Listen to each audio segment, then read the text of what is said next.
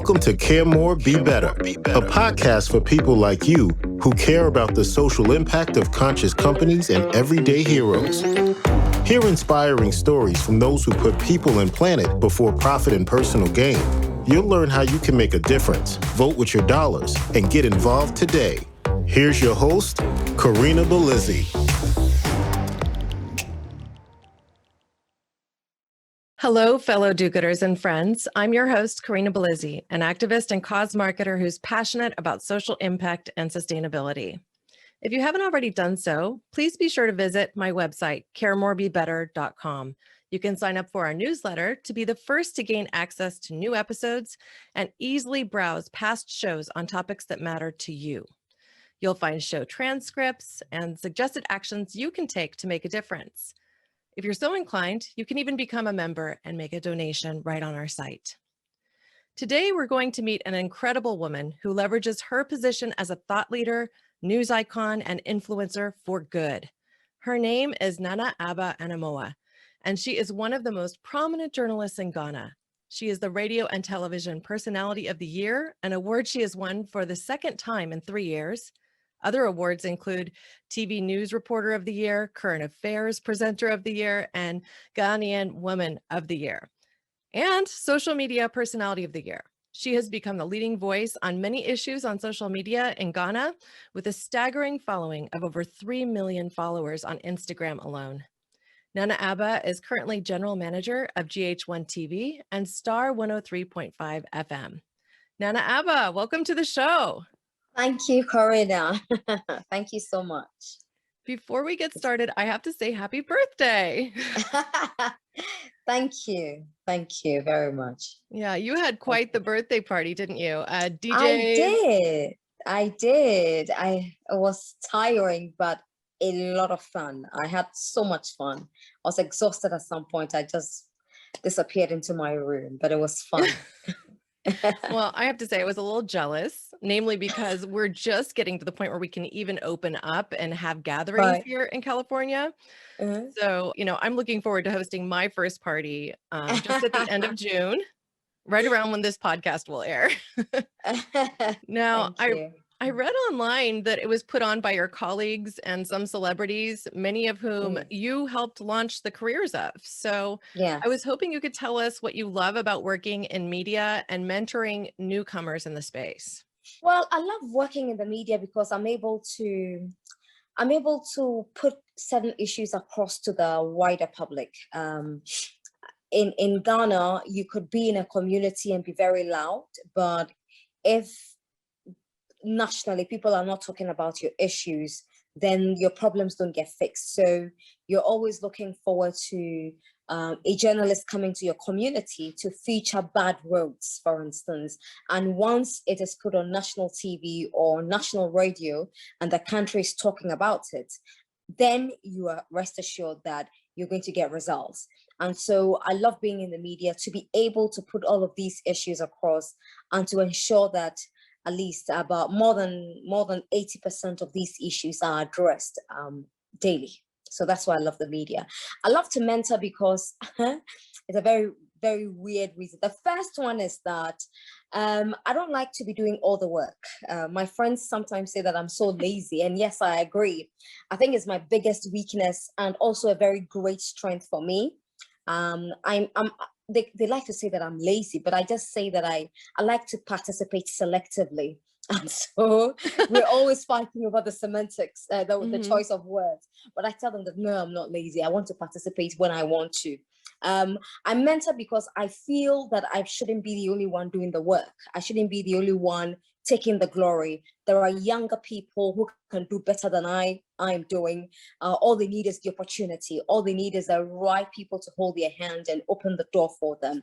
So it's something I enjoy doing. And as soon as I realize that this person has got it, this person can do it, I spend extra time getting them ready for their big opportunity. And that big opportunity is always very close to them, because you're going to find an Anaba who's too lazy to show up and say, oh, I know you've been trying to do this for a while. Can you step in and do this for me?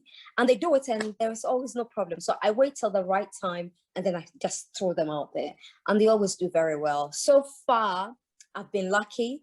None of the people I've mentored has been disastrous. They're all very, very good. They're all very, very good. They're very serious about their work. They cherish the opportunities that come their way, and they don't play with that at all. Yeah. Yeah. I've followed you for a bit on social media, and I can see you're consistently celebrating the people that you've helped to mentor along the way. Yeah. And it's just such a joy to watch, because that's half of the leadership game, right? You have to help other people follow behind you and watch them succeed. And there's so much joy you can get from that. So yeah, thank you for that commitment. That's awesome. Thank you. Now, on a little bit of a serious note, as we dig into your work and social impact, I learned that you led an initiative to stop tramadol abuse in Ghana. Yes. So I'd love for you to talk a little bit about that and learn more about what that problem was and how you're working to address that. Okay, so a few years ago, a young guy in one of our very poor neighborhoods called Nima called me on the phone, and sometimes I wonder how people get my number, but I've been told that my number is the easiest to find in Ghana. So I get all sorts of people calling me all the time. And so he called me and he said he needed help. He had abused a particular drug for too long and he didn't know what to do. He wants to quit, but it's difficult for him to quit. And I was a bit worried about him. So I spoke to a couple of my friends and I said, let's go check out this guy, because I didn't like the way he sounded. I don't think it was a fraudulent guy who was calling me. I don't think there were any games up. And so my friends were worried that, no, this neighborhood is rough.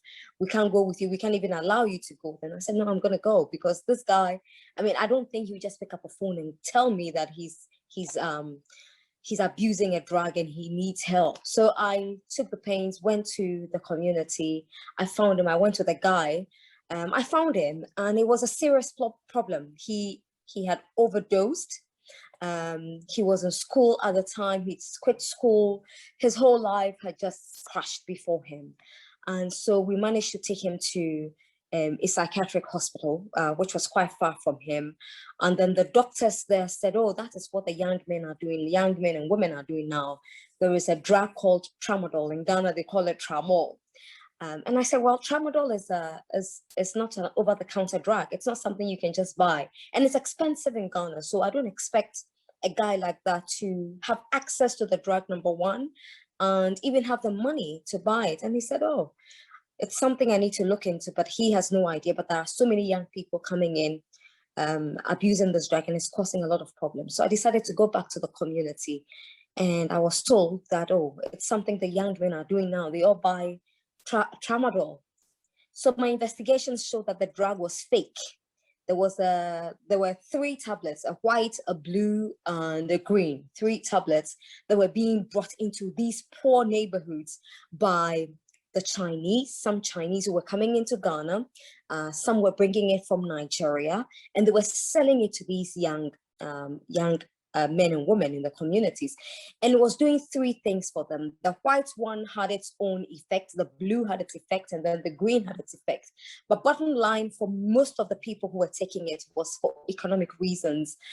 They had been told, and obviously it was working for them, they had been told that when you take the white tramadol, you don't go hungry. And these communities are very poor communities. So they live below $1. They live on below $1 a day. And so if you get $1, you are just lucky to have $1. And so when you have $1 today, you're not sure where the next dollar will come from. So you don't want to spend it on food. You'd rather spend it on things that are more important to you. They feel are more important to them. So if this drug is going to stop them from eating, then they are better off going for that packet. And a packet had about 12 tablets. So it means that in a month, they're going 12 days without food. And this drug was supposed to take them through life peacefully. I don't know who put that in their head, but it was being sold for as little as 1 Ghana cedis, which is less than $1. Less than $1. So the young guys were taking it. The same drug would allow them to work under the sun for long hours. And so instead of working 8 hours, they could do 16 hours and get extra money. And so it had economic implications. And then it was a security challenge as well. The other ones, they were taking it, they thought it was an aphrodisiac. It will help them have long sex in bed, long hours of sex. So, but that wasn't really my concern so much. My main concern were with the young people who were on the streets thinking that this drug was a solution to their problems. So I went around the entire country because I didn't think it was just a problem in Accra. And my goodness, it was widespread. Now, when I realized that these people were abusing the drugs, the first question I said to myself or asked myself was, where do they go to? If in the case of this guy, he needed help. He wanted to go off, and majority of the young men and women I spoke to wanted to stop abusing the drug, but they didn't know how to go about it. And we didn't have a national rehabilitation center in Ghana. We have 3 psychiatric hospitals, one in Accra, our capital city. There's one in Cape Coast. There's one outside Accra in Pantan. But these were the only 3 facilities in a country where our population is over 28 million people. And it's expensive and difficult to even get there. So you go to the neighborhoods and you can't even get access to a psychologist, a psychiatrist. There is no rehab center. And so through the campaign we did, the government decided that for the first time, we needed to build a national rehabilitation center.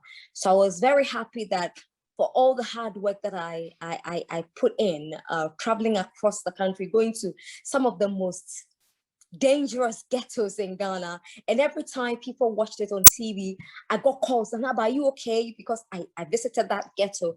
And I said to people that I'm fine. These guys, no one tried to harm me. They were happy to hear that I was there to offer them help. So at no point did any of them try to help me, but I could understand their fears because these were hardened addicts. Some of them were hardened criminals. But I was lucky that they were welcoming. They allowed me to come into their communities to speak to. The most heartbreaking episode for me was when I visited a community in the Ashanti region. It's one of the biggest regions in Ghana and one of the richest regions in Ghana. I went there, and in one of the neighborhoods called Alaba, this woman had a baby. Her baby was 1 year old. She had abused drugs so much that her baby will not breastfeed until she's had cocaine in her system. And that scared me. That broke my heart. And in the community, I went around asking, is there a rehab here? No. Is there a facility we can take these people to? No.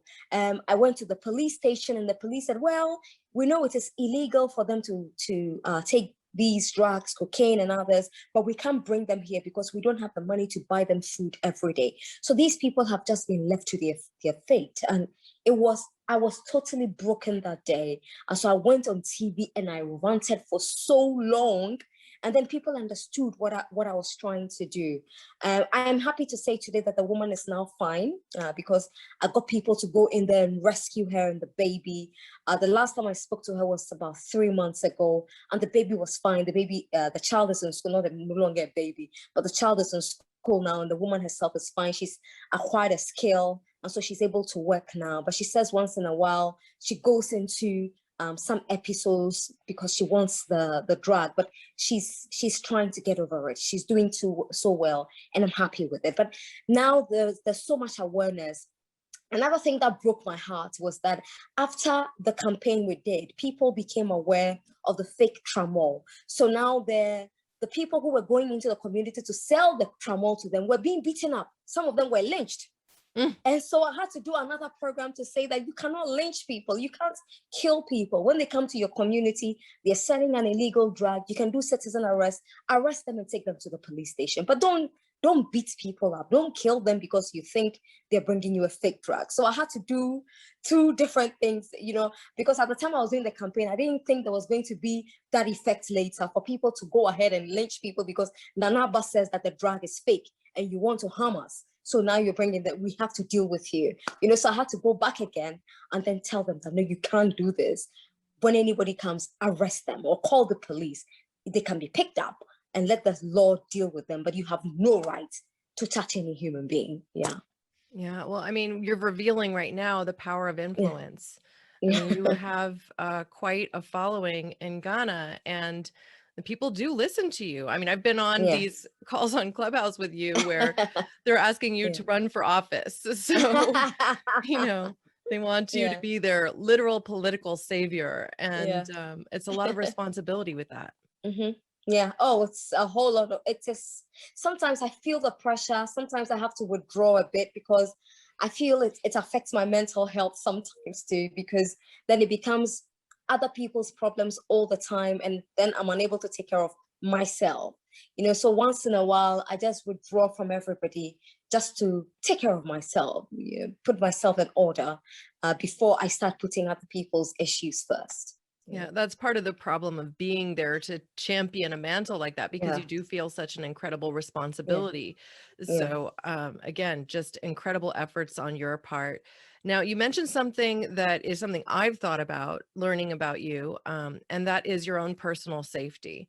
The fact that you are having these really influential conversations that can be a little earth-shaking to communities. Can, in some cases, make you a target. So I wonder if you've had any concern in that arena as you champion these causes. I mean, are you becoming more concerned for your own safety? Absolutely, every single day. Because I think, I don't know, the Ghanaians seems to think, especially the youth in Ghana seem to think that if there is a particular issue and Nanaba is not talking about it, then the issue will not be addressed. And so it makes me a target for the political parties, especially those that are in power. A number of times I've been attacked on social media verbally. I get calls and people are attacking me on the phone. How dare you say this? We are trying to do this, blah, blah, blah. I've been very loud on corruption.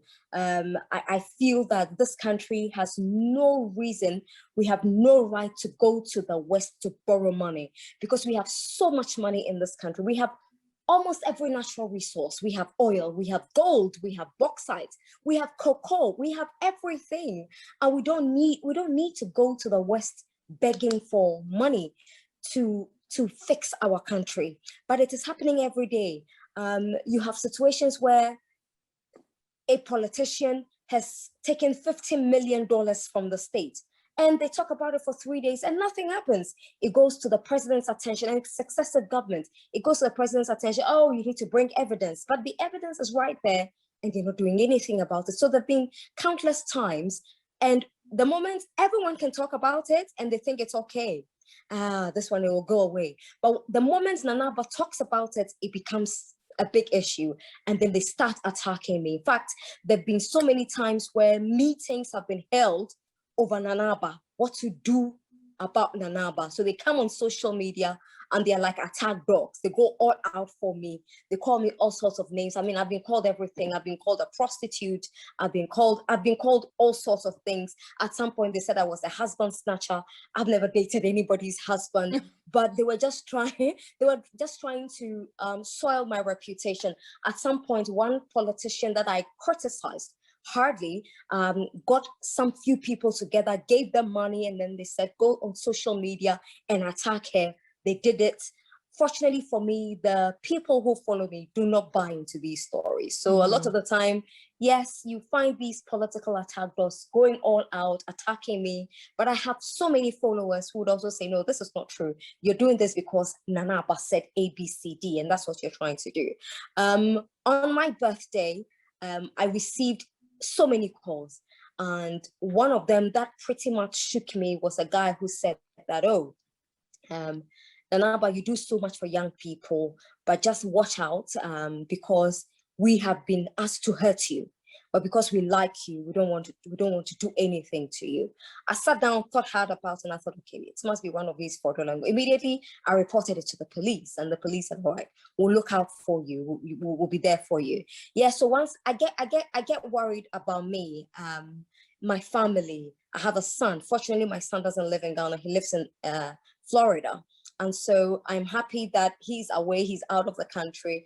But yes, sometimes I do get really worried because I never know who's approaching me. People come from very far different communities, and they're in my office without appointments, and they're standing sometimes under trees waiting for me to come up because they have a problem and they think it is an Aba who can fix it. So I never know who's coming to see me, if the person is out there to harm me or just coming for some word of advice or consolation. I just never know. But yes, I've thought of it a number of times about my security, my mental health. I've thought of it a number of times. Yeah. Now, you mentioned corruption. I did a little bit of research on this end too, and saw that the corruption index in Ghana has actually been declining over the last 8 years. So it started out at something like 48 at its peak and is now coming down to around 43 as the last assessment. And one of the solutions that's been proposed is that more women come into politics, because apparently there's a correlation between more women in politics and less corruption in government, which is quite interesting, to be frank. So do you agree with that position or direction? And do you see a silver lining as we kind of are looking into the forward projection of the world? I agree. I totally agree. More women coming into politics in Ghana. I mean, it's something we've talked about over and over again. There are women who are very confident, who put themselves up. When it comes to the most critical point, just a few of them make it. So for instance, our women in parliament, the number of women in parliament has reduced because the women don't want to put themselves up for it.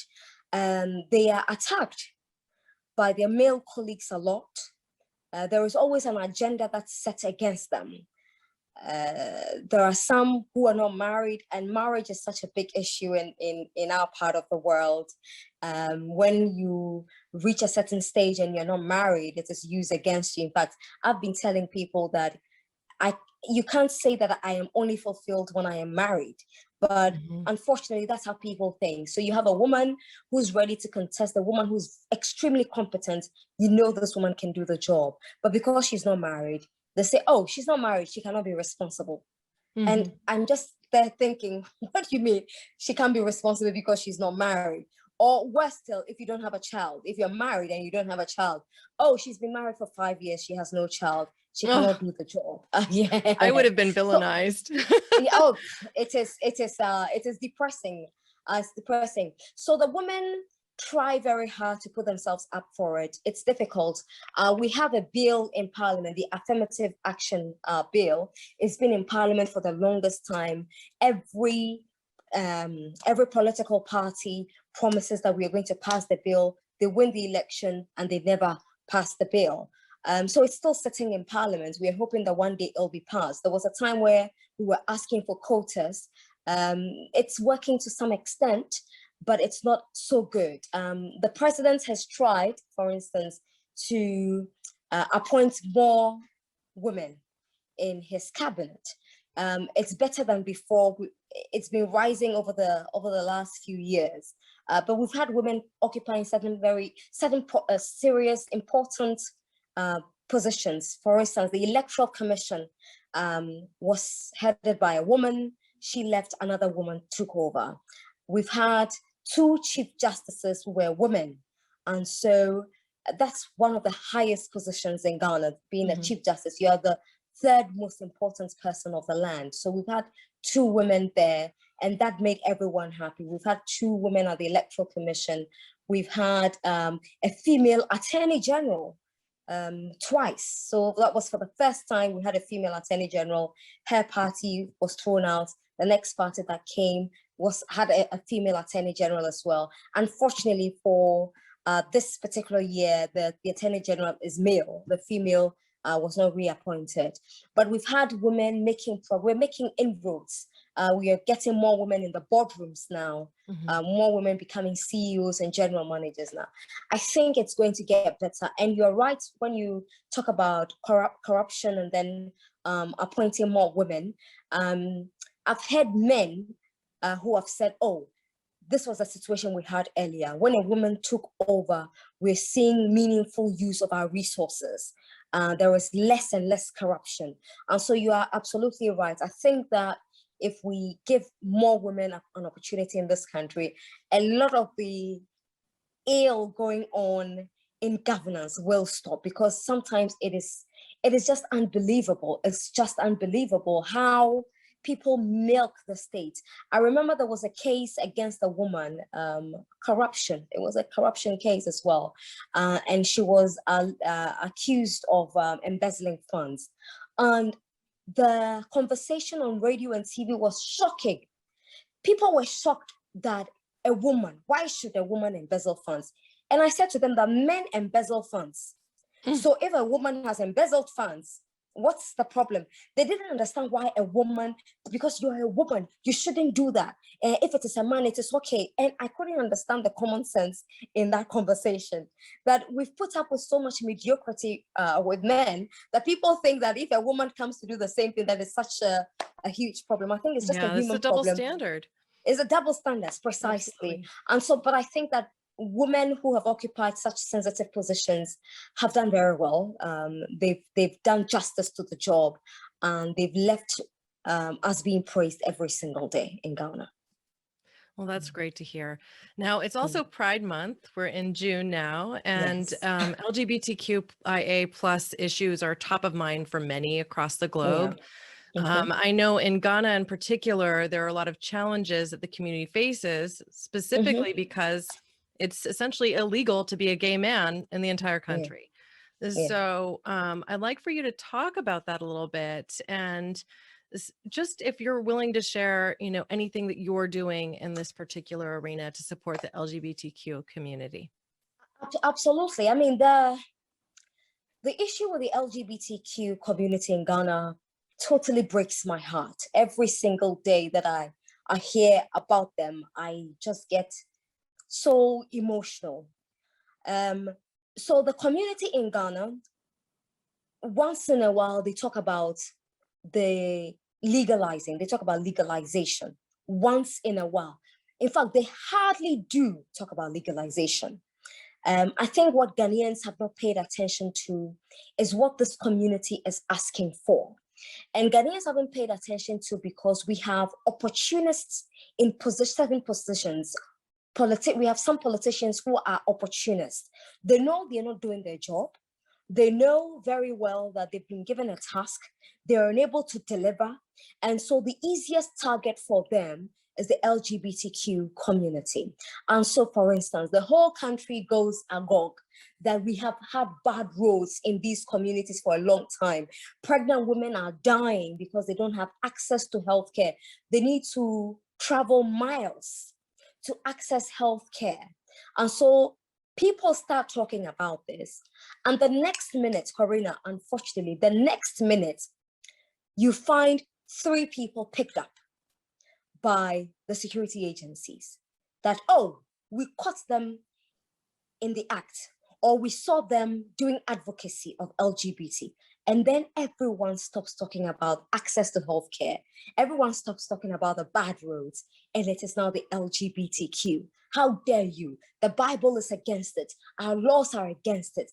Blah, blah, blah. They go on for days and weeks, and then everyone forgets. So the politicians in this country hijack conversations, take off people's minds from the most important issues by using the LGBTQ, because they know how Ghanaians feel about the LGBTQ. And so they know it is so easy to throw them in for everyone to forget about the critical issues. And I say to people that you can feel any way about the LGBTQ community, whatever you feel. I mean, you are homophobic, and people don't even understand that they're homophobic. They don't even understand what homophobia is. I've had people pass certain comments, and I say to them that what you're saying is problematic. You cannot say that. It's homophobic. Oh, it's not homophobic. I just don't want to be associated with gays. I don't want to be associated with lesbians because this is what they do in the bedroom. And I ask them, why are you concerned about what people do in the bedroom? Why are you thinking about what people do in the bedroom? We have human beings who are gay, human beings who are lesbians. They go to the hospital because they are not well. And the hospital has the audacity to turn them away because they are gay. And this person is very sick. The person has a right to receive healthcare, and they're turning them away. And you sit down and you say the hospital did the right thing. They're unable to socialize. They can't go to school. You go to school, the moment they find out that you're gay, trust me, Karina, you can never go to school again, because they know you're gay. You're going to live amongst them. They think that you are a cursed thing. You cannot live with them. And it just beats my understanding all the time that you can't lynch a human being because you feel he's different from you. That's a human being. You claim you are a Christian. You claim you're a Muslim. You claim the Bible and the Quran is against LGBTQ. You also claim the Bible says, love your neighbor as yourself. So why are you being hypocritical? 1 minute, the Bible is saying this to you and you believe that. But the Bible says another thing to you and you think, no, this one we cannot do. Why are you choosing what you think is right for you? And so that has been my anger with the system. Like recently, they managed to get an office in Ghana. It was a whole issue that how dare they get an office. And I said to people that, look, they're getting this office because the whole country is against them. There is no one to speak for them. No one speaks for them. I have done shows on LGBTQ. I sat down with gays, had a conversation with them. This show went on TV. Corina, I was almost beaten up in this country because I sat down with homosexuals and people just couldn't understand. I said, I did this because I need you to understand that they are human beings. And the way you treat me should be the same way you treat these people. I sat with them. I didn't die. They are not evil. They're people minding their business. Why do you want to be concerned about what two men are doing in the bedroom? What two women are doing in the bedroom? I have decided to be transgender. How is that your why are we targeting them? And so, fortunately for me, people are beginning to wake up to this awakening that politicians are deliberately pitching the LGBT community against the rest of Ghana. And so people are beginning to speak up. Recently, a number of them were picked up in a community in Ghana. They kept them in police cells for 21 days. How do you do that? And that's even against the law. So I spoke to one police commander and I said to the police commander that when you arrest people, you cannot keep them overnight. You cannot keep them more than 2 days in a cell. It's illegal. You claim LGBT is illegal, but you are also practicing another illegality. Why are you keeping people in cell for more than 2 days? Oh, they are gays. What they are doing is against the law. What they're doing is evil. It is satanic. And I just looked at him and I said, you're a married man.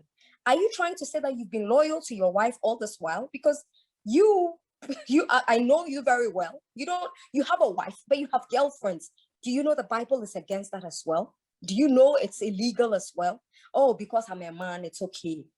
And I'm doing it with a woman. Yeah. So there is a lack of education about LGBTQ in Ghana. But I'm glad that slowly people are beginning to understand. I have friends in the community who would call me sometimes and say, Nanaba, we like you. We don't want you to be attacked. You've said enough. It's okay. Just stop it there. Don't say anything more. Because I think sometimes they get concerned as well. But I get very emotional because I know homosexuals in Ghana. I know lesbians. And they're fantastic people. They do so well. And I don't understand the hatred. I interviewed a politician recently on my show. And then he threatened to beat up the Australian High Commissioner to Ghana. Because the Australian High Commissioner to Ghana was at the opening of this LGBTQ office. And he spoke against all the attacks. And Ghanaians were upset that how dare this Australian High Commissioner go and speak about LGBTQ. And I was just completely shocked that it is Western, it is not African, it's so Western. And I say to Ghanaians that it is so Western. You go to the West, you are in a hurry to travel to the West and buy designer bags not made by Ghanaians. You use it. So let's assume LGBT is Western. Then stop patronizing everything Western. Your leaders of Africa, travel all the way from Africa. They go to France, they go to Australia, they go to the US, and they beg for money. These are taxes of the people of those countries. And some of these people are from the LGBTQ, but you're using their money to develop your country. And that's the hypocrisy of the system. But I'm happy that slowly they are beginning to understand. I just hope and pray that we can still continue to champion the rights of these people to healthcare, to education, to freedom. They need to be able to move around freely. Corinne, I'm telling you, if you were in this room with me and we're all having a conversation and dancing, and someone whom everyone knows is gay walks in here, the whole room will go quiet. And people will start walking out because a gay has entered the room. And I just say, this is so primitive. It's so primitive. It's archaic. So we need to change the mindset. We need to, and these people haven't even talked about legalization. Legalization hasn't even come up at all. I know the moment legalization gets onto the table, it's going to be a whole issue in Ghana. But I say to the community that take it a day at a time. Let's try to get you to access healthcare, which is important because in 2021, there is no reason why someone should die because he's gay and couldn't access healthcare. No one should be beaten up because he's gay. No one should be turned down by a school, that because this is a Catholic school and you are a known gay, we cannot get you here. You can't be enrolled in the school. Or because this school was established by this charismatic church, we can't allow you to be part. I don't get it. I really don't get it. But it's something we are constantly talking about. I just hope that Ghanaians, and it's not just Ghana, in Nigeria, they get beaten up all the time. They are killed all the time. It makes absolutely no sense. And we have leaders who are supposed to be exposed, and some of them call themselves liberals. And sometimes I have fights with people who call themselves liberals because I say to them that, okay, I have a very conservative mind. I'm very conservative about things. But if I am able to say that these people need to be protected at all costs, and you call yourself a liberal, and you do not understand that the LGBT community is so huge across the world, and there is absolutely no reason for anybody to be killed because they're gay. If you don't understand it, then we have a problem. You don't understand why you call yourself a liberal. You don't understand it at all. So it's a conversation we're having in Ghana. I know the Nigerians are having that conversation too. In Togo, it is a big issue as well. You cannot dare be gay. So in Africa, it's a problem. But I'm happy that there is a lot of sensitization going on underground, trying to sensitize people about it. I'm hoping that in the next 5 years, I'm giving myself, I say 5 years and some say it's too long, but I say 5 years is okay. Let's just give ourselves 5 years and then things will slow down. Because I don't know, because if you look at the statistics of gays who are attacked every day, it's just depressing. It's really depressing. Well, even a timeline of 5 years could be optimistic. And that's the sad thing, because you have a situation where, as you mentioned earlier, the LGBTQ community, an issue is brought to the surface specifically when the government's trying to derail you from thinking about other important issues. So, it's not to say that the LGBTQ community is any less important, but it's being used in a particular way to incite individuals towards hate and to ignore other issues. Yeah, they're using them. They use them a lot. It's they're such an easy target in this country. And I'm glad Ghanaians are beginning to read between the lines. Now they are finding out that the politicians just use this community. I mean, it's a common tactic. It's like, we don't want you to look at this particular thing. We're gonna therefore bring this right up to front and center. I mean, in the United States, the thing that gets held above, I think, most things is, abortion or rights to abortion. It's something that inflames the difference between right and left and keeps many of us from agreeing when we might actually see eye to eye on many issues. But this polarizing thing is just brought right into the center to divide us. And with division, progress doesn't get made. And so that's the bigger problem, right? Yeah, that's true. Well, I have to say, I can see why so many of your fans want you to run for office. Your passion comes through. And I I mean, I know it's going to take a lot of effort from many individuals in leadership to help both uproot this corruption and support communities that need it. In particular in the LGBTQ community, but also as you even spoke about with tramador. I just think, you know, these issues are going to continue to come up and they're going to need champions like yourself. So whether or not that's in politics. So I'm curious, what other social issues are you presently working to support and champion? Right. So I try to help a lot of young people on the streets. Last year, I was driving home from work. I got to one of our traffic intersections, and we have a lot of hawkers in Ghana. 1 minute. Corina, can you just hold on a minute? Yeah. Just a minute, yeah.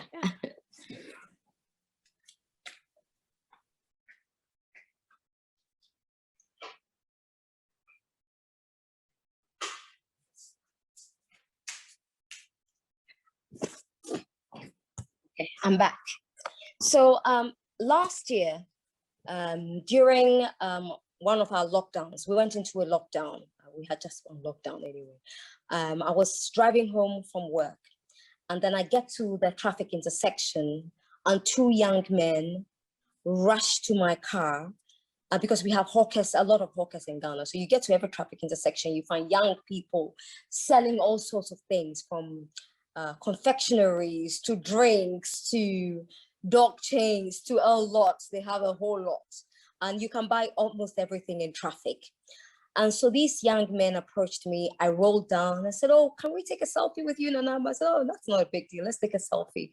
And then one of the young men said, "Oh, I always wanted to be a presenter, but I couldn't pursue further education because my mother passed away. My dad didn't have money, and so this is why I'm on the streets selling." And he was selling a car charger for phones. He was selling chargers, and so I asked him that, "How much money do you make in a day?" And he said he makes a profit of 50 cedis. 50 cedis is about maybe $10. That's how much he makes in a day. But he really wants to be a presenter because that's been his passion all along. So I said to him, "Okay, pass by the office the next day when you have time." I honestly didn't think the guy would turn up, but he turned up. That's how serious he was. And then he said, "I really want to do this. I think this is my future." So I said, "Okay, we'll take you off the street for a while. Come for some training. I don't want to see you in action now, but I'm going to hand you over to one of our producers to take you through, a mock run to see what you can do in front of the camera." So he did it once, and the producer called me and said, "Anaba, there is a talent right here. You need to see him." So I went down to the studio, and this was the guy in front of the camera, and he was phenomenal. So I said to him that you need to stop going back. Don't go back to the streets. This is where you belong, and we're going to give you a job. We're going to train you. We're going to give you 3 months of training. Every month we'll give you an allowance. After 3 months, if we realize that this is really what you want to do, we will employ you and start earning a salary. So we did that for him. And then people saw him on TV. And Corina, after that, every young person was coming to my office every day. "I need a job." You opened a can of worms with that one. Yeah, I want to do this and I don't have the means. I want this, I don't have the means. So I said, "Oh my God, what have I done?" Another time, I was driving home, same traffic. A guy was selling toilet rolls, tissue paper, and then he was running towards my car. I rolled down, and he said he had completed the university with a first class, and here he was on the streets. He had been out of the university for about 6 years, no job. He was on the street. Okay, I said, "Come to my office with your CV the next day. Let's see what we can do for you." I looked at his CV, and Corina, I was stunned that this guy was even better than a lot of people in my office. In fact, his academic record was better than mine. But the guy was on the street selling tissue paper. And it's not to say that people who sell tissue paper are below me. But if you're in Ghana, you will understand that you're on the street hawking. Sometimes they go home with nothing. You can be on the street from morning till night, and the sun scorches in Ghana a lot, and they're in the sun all day, and all they make is maybe 5 cedis. 5 cedis is less than $1. That's how much they're making in a day. That's absolutely nothing. So he brought a CV. We managed to get him a job. Fast forward, he's now a supervisor with a company in Ghana. He's doing very well. He's so happy. Another guy, similar story. He's now happy. He's even getting married. He called me the other day that he's getting married and he wants me to be the chairman of his wedding. I said, I've never been married before. I don't have any experience. I can't be the chairman of your wedding. So that is what I'm working on now. I get people approaching me. They're brilliant students, but from very deprived homes. They don't have access to money to pursue their education. So fortunately for me, I have a good relationship with certain institutions and the scholarship secretariat. So I've helped a few young people who are very brilliant to pursue higher education outside the country. But I get a lot of people saying, Anaba, you need to do this properly. You need to structure it, because a lot of the time I do it from my pocket. I'm using my own resource to do it. And so I've been convinced to put a foundation together. I've been pussyfooting for some time because I just feel that I am not ready for the responsibilities it will bring, but there's a lot of pressure for me to put it together. And so that's what I'm currently working on, organization called Hearts Wide Open. And I don't want it to be just in Anaba initiative. So that's why I didn't call it the Nanaba Foundation. I just don't want any foundation in my name. I want a foundation that every Ghanaian will be part of. So Hearts Wide Open, if you're able to give to help others on the street. Because when I help people, I get people calling, how can I also help? I don't have money, but I want to help with the little I have. And so I'm trying to put this together.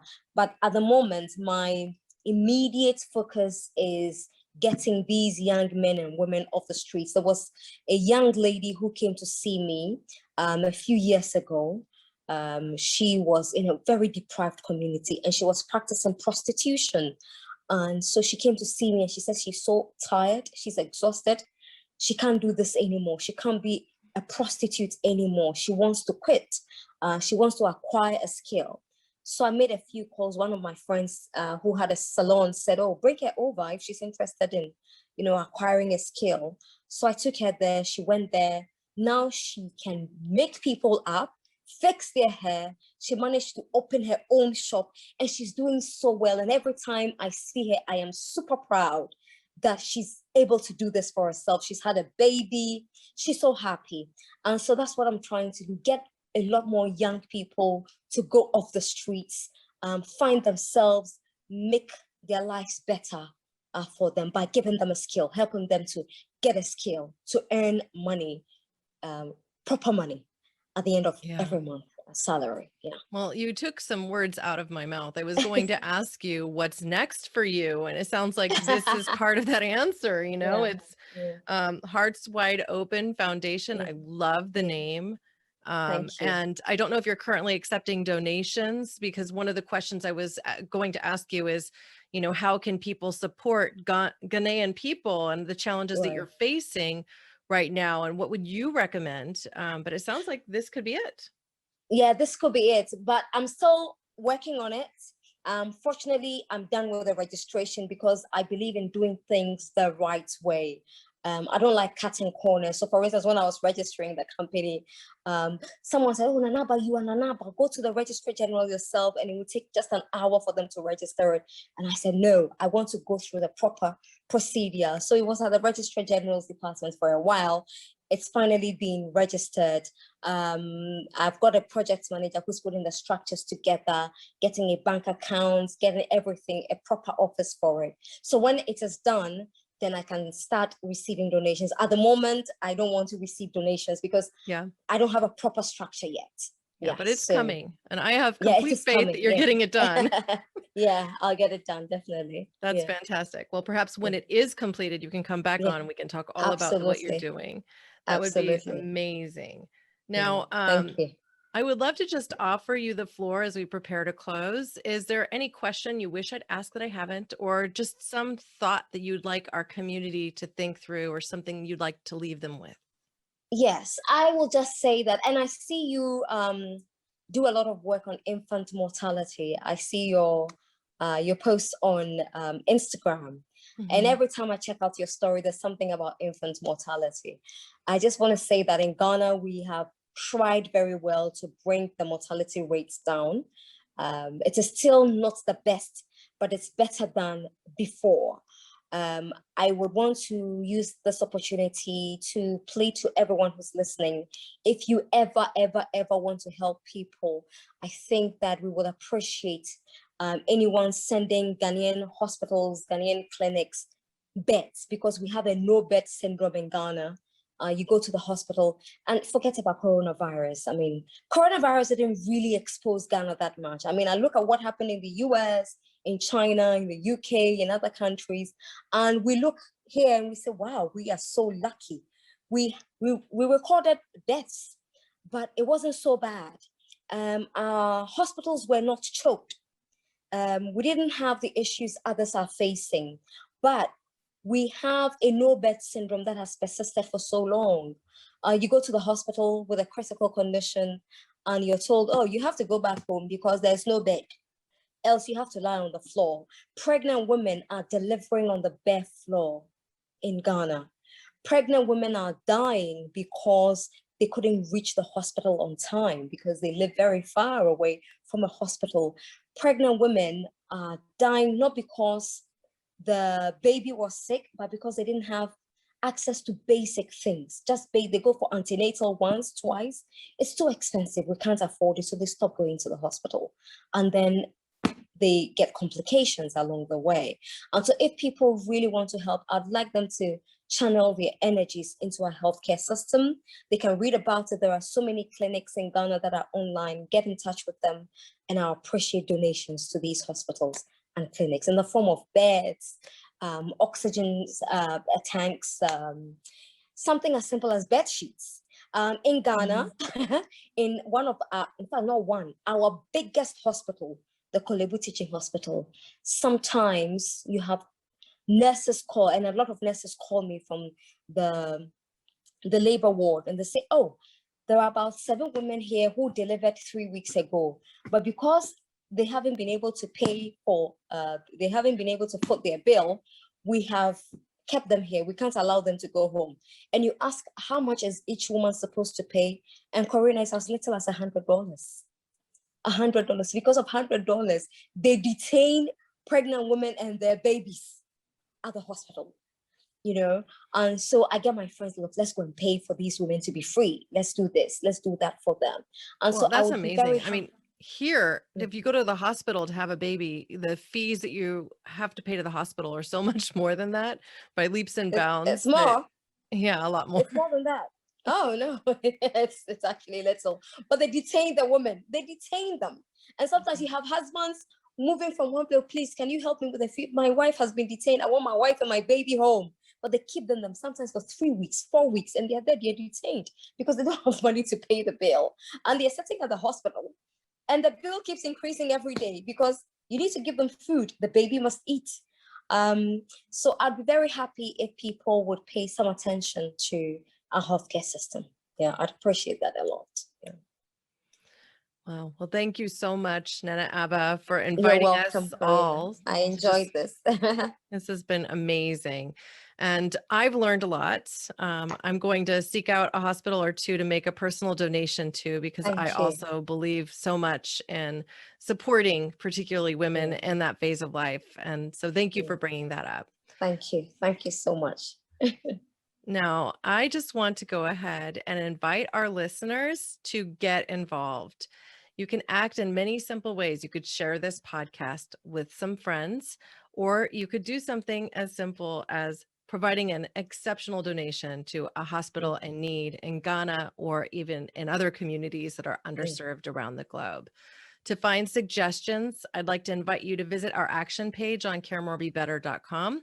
There you'll find causes and companies we encourage you to support. And as soon as Nana Aba's charity is completely put together, I'll be sure to highlight it there as well. Definitely.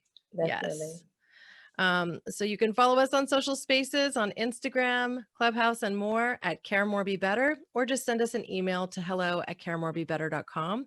I want to hear from you, and I want to thank our listeners now and always for being a part of this pod and this community, because together we can do so much more. We can care more and be better. Thank you. Thanks for listening to Care More, Be Better, a podcast for social good. To make sure you never miss an episode, subscribe, rate, and review wherever you listen to podcasts, and share with your friends to help us reach more people and spread more social good.